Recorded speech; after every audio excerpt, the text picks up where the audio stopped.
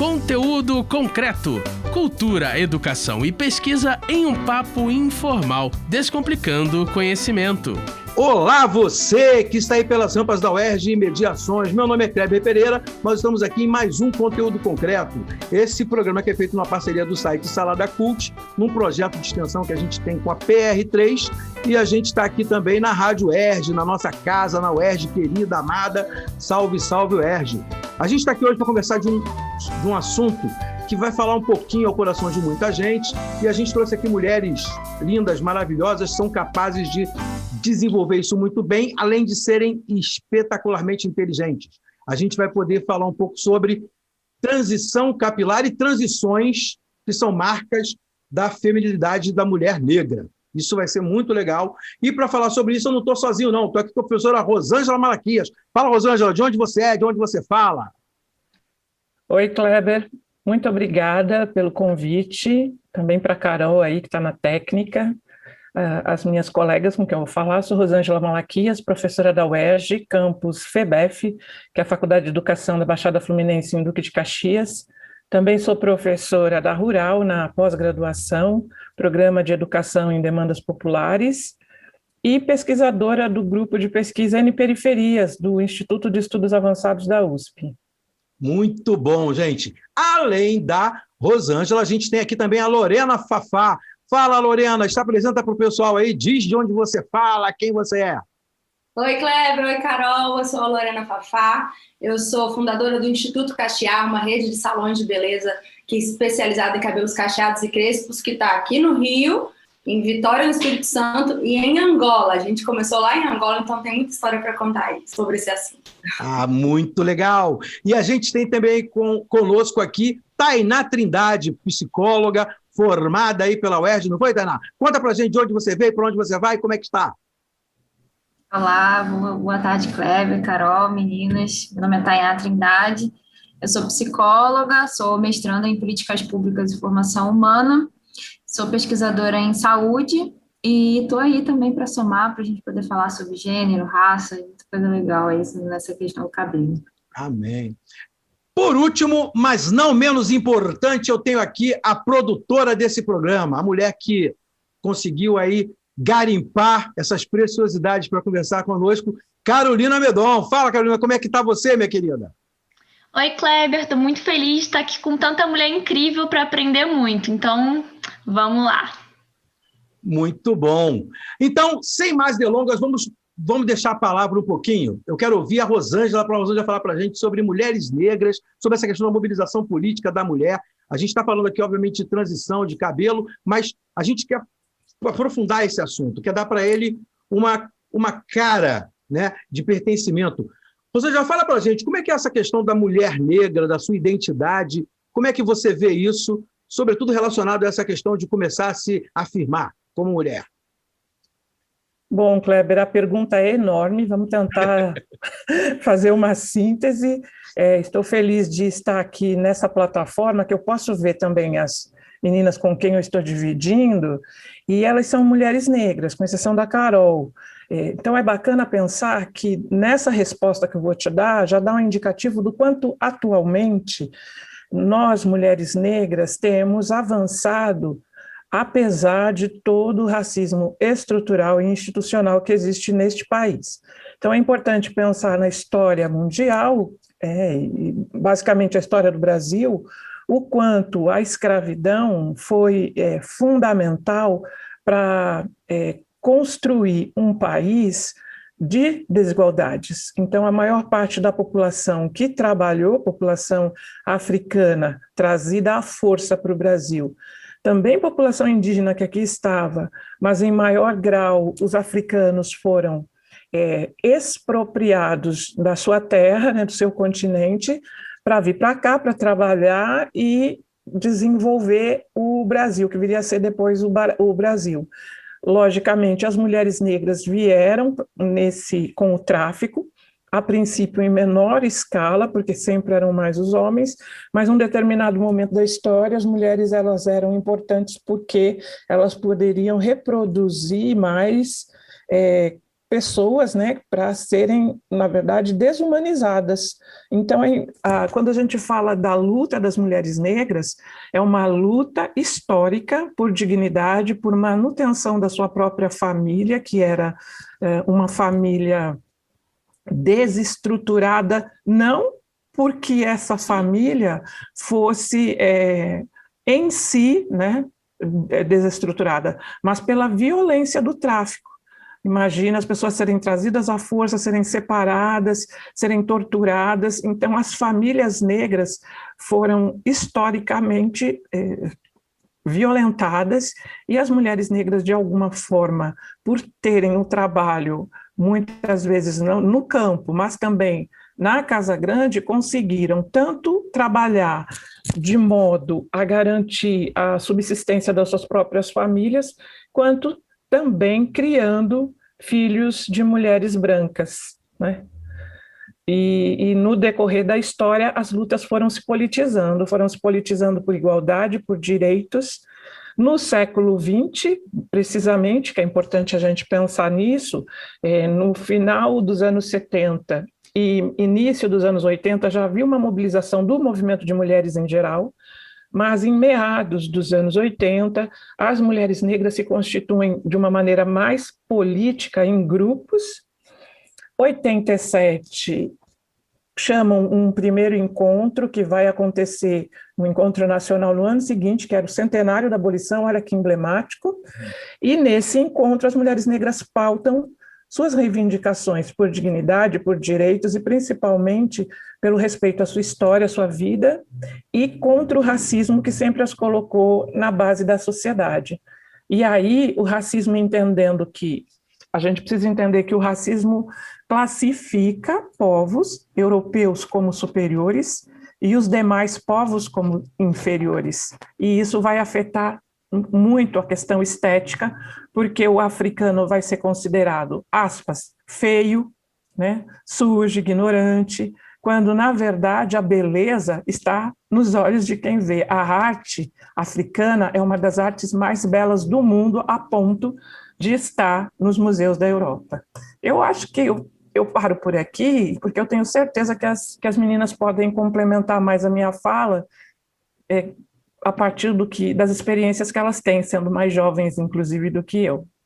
Muito bom, Rosângela. Mas, assim, a gente falou agora sobre toda essa história, né, o histórico que está por trás dessa identidade da mulher negra, e é muito curioso, porque o que a Lorena faz, né, eu acredito que a Lorena é uma ponte ainda, né? A Lorena ainda faz uma ponte Brasil-África, o que é uma coisa espetacular, que é o caminho que a Rosângela agora citou, né, de sermos expropriados no lugar, e, de certa forma, a Lorena faz esse caminho ao contrário para ir lá visitar essa realidade. Deve ter muitas histórias, né, Lorena? Deve ter muitas coisas que você pode trazer para a gente dentro dessa perspectiva que a gente está tentando focar aqui no programa. Conta para a gente, como é que é essa coisa da ponte Brasil-África, essa questão da identidade da mulher lá e da identidade da mulher preta aqui? Como é que é isso?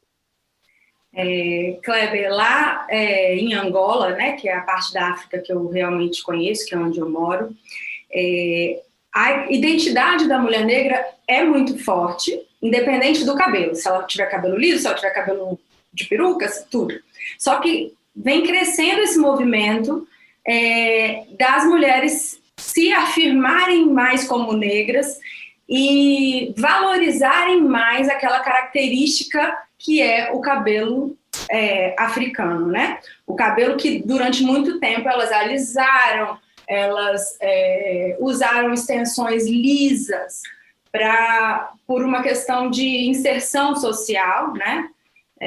Que ainda é forte, tanto aqui no Brasil quanto em África, mas agora vem esse movimento a gente vê as pessoas realmente, tanto aqui no Brasil quanto em Angola, eu não digo assumir, porque eu não acho que a palavra ideal seja assumir, mas é mesmo usar e se identificar com o próprio cabelo, né? E o processo da transição em si, ele não é fácil, porque as pessoas ficam com duas texturas de cabelo. A Tainá depois deve falar que ela também passou por isso. mas é um processo que muita gente vai se redescobrindo. E isso é muito bonito. É muito bonito ver a mulher se redescobrir e descobrir que aquilo não é só uma questão estética, que ela vai descobrindo sua força como mulher, que ela vai se posicionando mais politicamente como mulher negra, à medida que ela vai passando por esse processo e assumindo suas próprias raízes. É isso que eu amo fazer, é isso que a gente faz, e tem imensos exemplos, mesmo da minha vida, na minha infância, ou de exemplos de mulheres na África, mulheres angolanas, que chegam no salão e falam: minha chefe usa peruca lisa e não me deixa usar meu cabelo porque diz que dá mau aspecto. Você imagina, num país com 90% da população com cabelo crespo, uma chefe não deixar a funcionária usar o próprio cabelo porque dá mau aspecto. Mas eu acho que isso é um movimento que nós, mulheres, também estamos já mudando, né? A gente vê também um movimento inverso agora, tem muita mulher branca que alisa o cabelo, querendo começar a deixar o cabelo natural ondulado aparecer. Então a gente já pode se ver como exemplo para elas, por que não, né? Eu acho que o caminho é esse, a gente mostra a nossa força, a gente mostra a nossa identidade e assim as coisas vão mudando. Lorena, você falou que você está morando em Angola, mas você nasceu em Angola, como é que é isso? Não, eu nasci em Vitória, no Espírito Santo, fui para Angola há 5 anos e abri o Instituto Caxiar lá. O primeiro salão que eu tive foi em Angola, justamente por ver essa necessidade de mostrar para as mulheres que o cabelo delas natural é bonito. E foi aí que começou, e depois voltei para o Brasil para abrir em Vitória, agora aqui no Rio de Janeiro. Nesse momento eu estou falando do Rio de Janeiro, mas já volto para Angola daqui a pouquinho. Legal. E é interessante, né, a gente trazer essa história da Lorena, porque Lorena é uma mulher que foi criada no Espírito Santo, né? E o Espírito Santo tem uma história muito parecida com Minas Gerais, né? No que tange essa questão da negritude e tal, e acho que o próprio pertencimento que a gente tem, né, aqui no Rio de Janeiro, como acontece na Bahia também, que é muito próprio, muito específico, você encontra uma diferença, né? Os meus parentes, minha mãe, meu pai, são do Espírito Santo, os parentes todos estão por lá, a gente fez uma migração para cá, né? Meus pais fizeram e eu nasci aqui, e a gente percebe essas diferenças, e quem sabe a gente ainda fala disso agora há pouco, mas primeiro, vamos falar com Tainá. Tainá é uma mulher que fez transição capilar, né? Nós estudamos na mesma faculdade. Eu vi algumas fotos de Tainá no Facebook antes, outras fotos depois. Sempre tem aquela coisa do antes e depois, né? Que o pessoal gosta. Quando fala de cabelo e de mudança de aparência, os antes e depois são o padrão do negócio. Tainá, fala para a gente como é que é isso dentro da sua militância, como é que isso foi para você enquanto mulher preta, enquanto mulher negra que passou por isso. Como é que isso é? Quais são os padrões que fizeram você usar de um jeito, usar de outro? Você acha que tem alguma coisa política aí na mudança? Vamos lá, Cleber, vou seguir a onda da Rosângela, né? Suas perguntas são difíceis, complexas, falam sobre muita coisa, mas eu pensei assim, né? Quando eu te ouvi falar, eu ouvi as meninas falarem, e a Lorena também, né, falou, né, do meu caso, né? A minha história é um pouco com a questão da transição capilar, assim, foi mais uma história de militância mesmo, porque, para mim, assumir o meu cabelo como natural, assumir o meu cabelo black, né, que foi uma questão de, talvez, me olhar pela primeira vez no espelho e reconhecer alguém que eu gostasse. Eu nunca tinha identificado, não sabia como era o meu cabelo, né, antes de fazer a transição, né, porque era um processo infantil, né, nasci numa época em que o mush era fazer progressiva, né, progressiva de quiabo, progressiva de não sei o que lá, Portier, não sei nem se a gente pode falar marca aqui, mas eu falei, daquilo, dali, né. Então, eu nasci nessa época, então, assim, até para a questão das mães, né, eu sou filha de uma mãe solteira, que também tem uma vinculação direta com a pauta das mulheres negras, né? Mulheres negras, né? A gente vê aí o quanto as mulheres negras são mães solo, né? Enfim, minha mãe está nessa estatística, e aí tem uma questão do tempo, né? E de não querer muito enfrentar essa sociedade que tem um determinado padrão, né, para a gente seguir. Então, para mim, fazer a transição, a despeito de todo uma construção social que existe, foi um processo de militância, foi um processo de amor próprio, né? Foi um processo, assim, de autoaceitação muito grande. E eu fiquei pensando, assim, Kleber e meninas, depois de refletir um pouco sobre essa questão da transição capilar e um pouco sobre a identidade, né, que a gente estava falando aqui, Kleber e Lorena mencionaram essa questão da identidade, e eu fiquei pensando, assim, em 3 processos, mais ou menos, que a gente poderia falar sobre, para tratar a ideia da mulher negra realizar uma transição capilar, né? Eu vejo que ela precisa enfrentar pelo menos 3 processos, assim. E o primeiro deles seria a própria construção da sua subjetividade, assim, que muitas pessoas confundem com a noção de identidade, né? Se a gente trata na psicologia, a noção de identidade está mais vinculada a um reconhecimento individual, um reconhecimento coletivo. Quando a gente fala subjetividade, a gente traz para essa outra palavra, ela tem uma maior relação com o meio social histórico que a pessoa está vinculada, né? Que a pessoa se constituiu, esses movimentos de construção, desconstrução, diálogo, né? Que a pessoa está inserida, que é, ao mesmo tempo, um processo individual e um processo coletivo, um processo que é um pouco racional e um processo que é um processo que é um pouco afetivo, né? Tem um pouco disso, assim, sem cair numa palavra que coloca quase uma direção única da onde a gente está se dirigindo, de uma identificação, né? Está mais a ver com a linguagem, dos processos históricos, né? Do que, de fato, com uma essência que a pessoa poderia ter. E aí, a partir disso, assim, eu penso num segundo movimento, que é, de fato, o enfrentamento dessa realidade social, né? Porque se eu estou colocando que as pessoas se desenvolvem numa subjetividade dada, né, e elas fazem essa construção de si, elas têm determinadas condições. E aí a gente tem que pensar quais são essas condições, né? Se a gente vive numa sociedade que é capitalista, que é neoliberal, que massifica as pessoas através de aparelhos de mídia, de mecanismos, de instituições padronizadas, pasteurizadas, enfim, né, que visam a sujeitar as pessoas a um determinado padrão e alguma ordem de produção, né? E a gente vê que esses processos, somados a isso, a gente tem os processos de colonização e escravização que a Rosângela bem mencionou, que são processos históricos, vivenciados pelo negro num passado que se reatualiza constantemente. Então, assim, se o negro hoje já nasce marcado por uma ideia de que ele não pode gostar de si mesmo, ou ele se odeia, ou ele enfrenta essa realidade a partir de uma militância. E, assim, com todas essas características que o corpo negro tem, né? Sendo emocionais, ancestrais e o próprio corpo em si, né? E aí, eu penso que é exatamente aí que a gente entra a questão do cabelo, né? Porque, pensem comigo, o que faz um cabelo liso ser considerado mais bonito do que um cabelo crespo? O que faz com que as pessoas chamem o cabelo crespo de cabelo duro, cabelo de pinchain, assolã, diversas outras coisas?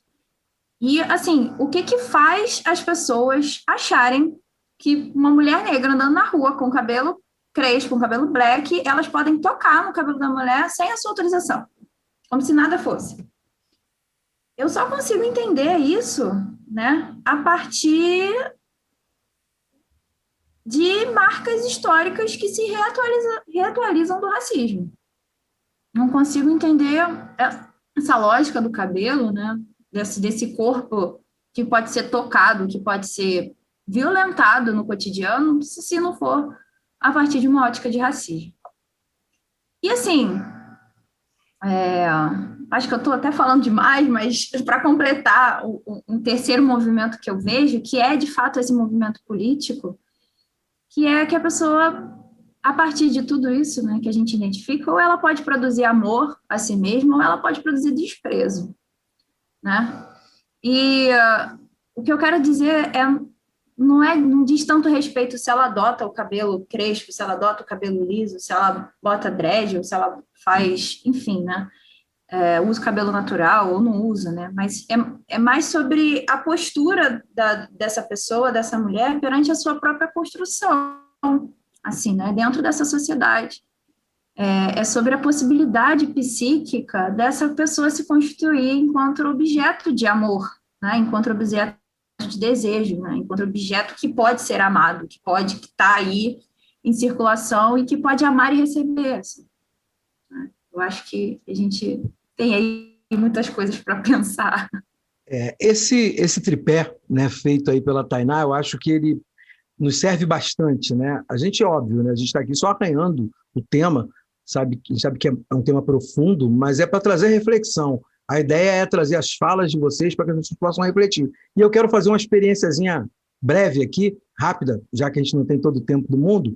Carolina, você ouviu essas mulheres, né, essas mulheres negras? O que fica para você do que foi falado, de tudo que foi dito aqui? Como é que isso chega para você, que teve que fazer a pesquisa de produção, que teve que olhar isso? Como é que isso é para você, do seu lugar aí, de onde você está falando?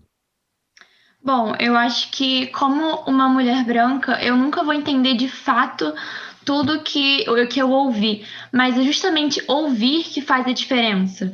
É ouvir, é entender as dores, é entender a história, é olhar para essas mulheres como mulheres e não como vários outros preconceitos que são embutidos nessa carga. Então, é isso, sabe? É a questão da gente parar para ouvir, escutar, entender, pesquisar, estudar e, obviamente, respeitar o lugar e o nosso posicionamento também. Muito bom. Gente, eu só tenho a agradecer, né? Muito obrigado a vocês, obrigado por essa escuta, obrigado por a gente estar aqui podendo ouvir, falar um pouco disso. A gente está aqui para poder agradecer a Lorena, agradecer a Rosângela, a Tainá, né? E a Carol aí por estar conosco. Para você que ficou ouvindo a gente, que curtiu, fica com Deus e até a próxima. Conteúdo concreto. Produção Rádio UERJ e Salada Cult. Realização Centro de Tecnologia Educacional, CTE.